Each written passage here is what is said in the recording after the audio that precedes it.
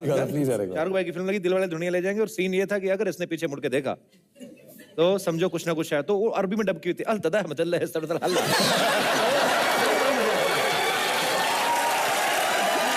Hello मेरे प्यारे दोस्तों, कैसे हैं आप लोग। मुझे उम्मीद है कि आप लोग ठीक होंगे। आप देखते होंगे कि हॉलीवुड की फिल्म पूरे दुनिया में चलती है।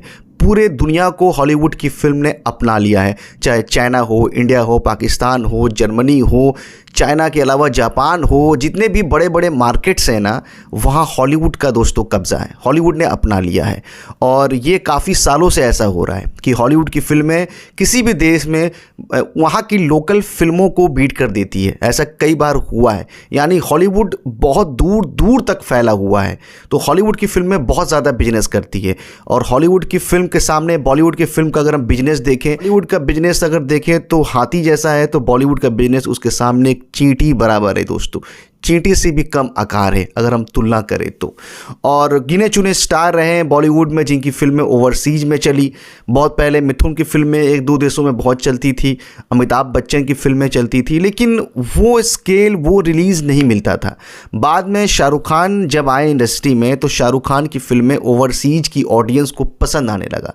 ओवरसीज की जो ऑडियंस है वो देखना पसंद की। वहाँ पर जो लोग रहते थे, हमारे NRI लोग, वो अपने दोस्तों को यानी विदेशी दोस्तों को रिकमेंड करते थे फिल्में कि आप ये फिल्म देखो, ये फिल्म देखो। वहाँ से दोस्तों सब कुछ ये फैलना शुरू हुआ।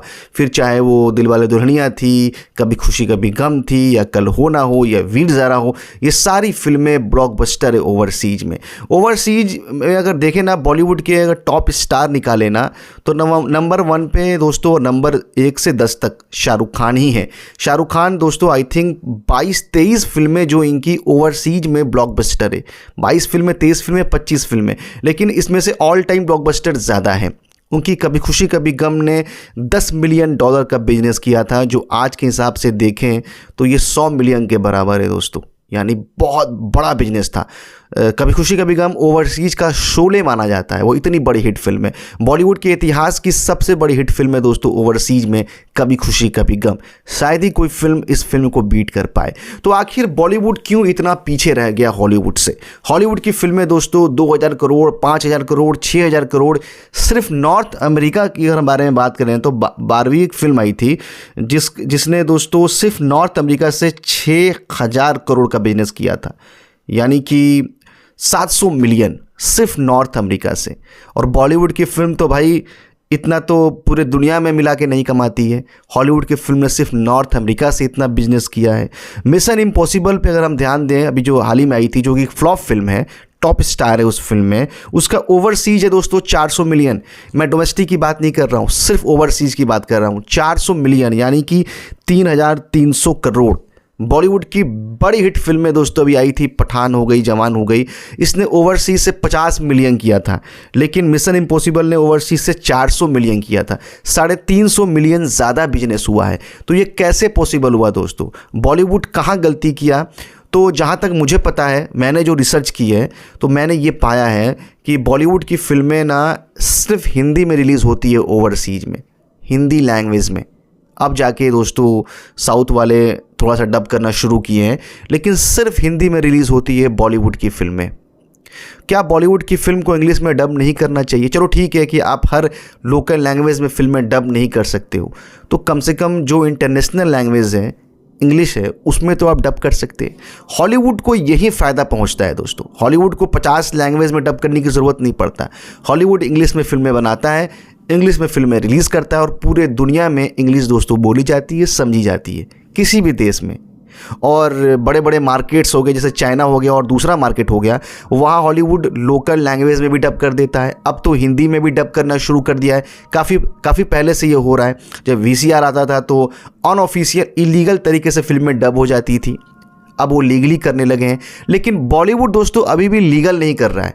बॉलीवुड किसी फिल्म को ऑफिशियली डब नहीं करता है किसी देश में, यानी अरबिक लैंग्वेज में करना हो, जापान के जो लोकल लैंग्वेज है उसमें करना हो, चाइना के जो लोकल लैंग्वेज है उसमें करना हो, तो वहाँ का जो मार्केट है ना, वो क्या करता है, इलीगल डब करता है। यानी अपने लोकल आर्टिस्ट से अपने भाषा में फिल्म को डब करा लेता है और उसको DVD बनाता है और सेल करता है। और कहा जाता है कि शाहरुख खान की फिल्में दोस्तों सबसे ज़्यादा सेल होती है अनऑफिशियल डब में।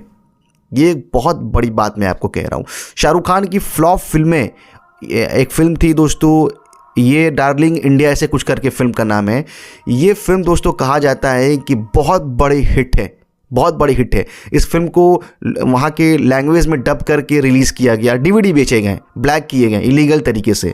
बात करें और कुछ फिल्मों के बारे में तो शाहरुख खान की दिलवाले, रईस हो गई, डॉन हो गई, माय नेम इज़ खान। दोस्तों माय नेम इज़ खान को पता नहीं कितने देशों ने इलीगल तरीके से डब किया है और डब करके ये फिल्में रिलीज़ की है। शाहरुख खान की वीर ज़रा हो गई, जब तक ये जान हो गई, यानी एक बहुत बड़ा रिकॉर्ड है। और एक रिसर्च में ये पाया गया है कि शाहरुख खान की फिल्में, यानी मतलब बॉलीवुड या इंडिया के किसी भी एक्टर का, एशिया का, दोस्तों मैं बॉलीवुड कह रहा हूँ, एशिया का एकमात्र ऐसे एक्टर है शाहरुख खान जिनकी फिल्में सबसे ज़्यादा इलीगल तरीके से किसी देश ने डब की है। बहुत सारे देश है जहाँ थिएटर नहीं, आई थिंक नाइजीरिया हो गया, जहाँ पे सिनेमा घर नहीं है, और वहाँ पे दोस्तों बॉलीवुड की फिल्में खूब देखी जाती है और शाहरुख खान की फिल्में खूब डब की जाती है, बहुत डब की जाती है। फैन डब आपने देखा होगा, हमारे इंडिया में भी कुछ फिल्मों का फैन डब कर दिया जाता है, फैंस डब कर देते हैं, तो वैसे ही वहाँ भी ऐसा होता है। तो क्या बॉलीवुड या फिर शाहरुख खान को अपनी फिल्में अलग अलग लैंग्वेज में डब नहीं करना चाहिए? चलो आप लोकल लैंग्वेज में नहीं कर सकते हो तो आपको इंग्लिश में क्या डब नहीं करना चाहिए? इसीलिए हॉलीवुड की फिल्में आप देखें तो इतना ज़्यादा बिजनेस होता है। और एक और कारण है दोस्तों, हॉलीवुड मार्केटिंग पे खर्चा करता है। यानी फिल्म का बजट अगर 2000 करोड़ है, बजट 2000 करोड़ है, तो 1000 करोड़ वो मार्केटिंग पे खर्च करता है अलग अलग देशों में। यहाँ भी दोस्तों कहीं ना कहीं हॉलीवुड वो करता है जो बॉलीवुड नहीं करता है। बॉलीवुड में बहुत सस्ती फिल्में बन जाती है और उनका कमाई हो जाता है, वो इतने में खुश हो जाते हैं। बॉलीवुड कभी ये नहीं सोचा कि हमारी फिल्म को इतना लोग पसंद करते हैं विदेश में, हमारी फिल्म का डीवीडी बना के सेल करते हैं अपने लैंग्वेज में डब करके, तो हम क्यों ना उन तक पहुँचें, अपना सिनेमा उन तक ले जाएं, मतलब थिएटर में ले जाएं और वहाँ के लोकल लैंग्वेज में फिल्में डब करें। तो यहाँ बॉलीवुड ये चीज़ें नहीं कर पाता है। तो शाहरुख खान दोस्तों, बाकायदा रिसर्च में पाया गया है कि इनकी फिल्में बहुत देखी जाती है विदेशों में डब करके, और ऐसे ऐसे लैंग्वेज में डब की जाती है जो मुझे भी नहीं पता है। और खूब दोस्तों डीवीडी बिकते हैं इलीगल तरीके से। चाहे आप किसी भी देश में चले जाएं, वहाँ अगर आप डीवीडी के दुकान में चले जाएं जहाँ कैसेट वगैरह बिकते हैं, मतलब दुनिया भर की फिल्में होगी। आपको बॉलीवुड की फिल्में दिखाई देगी तो शाहरुख खान की फिल्में दिखाई देगी, चक दे इंडिया दिखाई देगी, फैन दिखाई देगी, रावण दिखाई देगी, परदेश दिखाई देगी। तो इस बारे में आपको क्या लगता है कि बॉलीवुड को क्या करना होगा कि बॉलीवुड भी, चलो हॉलीवुड के लेवल तक तो नहीं आ सकता है, उसका चौथाई भी कर ले, पहुंच जाए, तो ये भी बहुत बड़ी बात होगी। कमेंट करें, अपनी राय रखें। क्या आपने भी किसी देश में देखा है शाहरुख खान की फिल्में ऐसे डब होके रिलीज़ करना, डीवीडी बेचना? तो कमेंट करके बताएं। और ऐसे ही बने रहे दोस्तों, वीडियोस के लिए प्यार करते रहे, सपोर्ट करते रहे। चैनल को अभी तक सब्सक्राइब नहीं किया तो इस वीडियो के बाद सब्सक्राइब करके जाएं।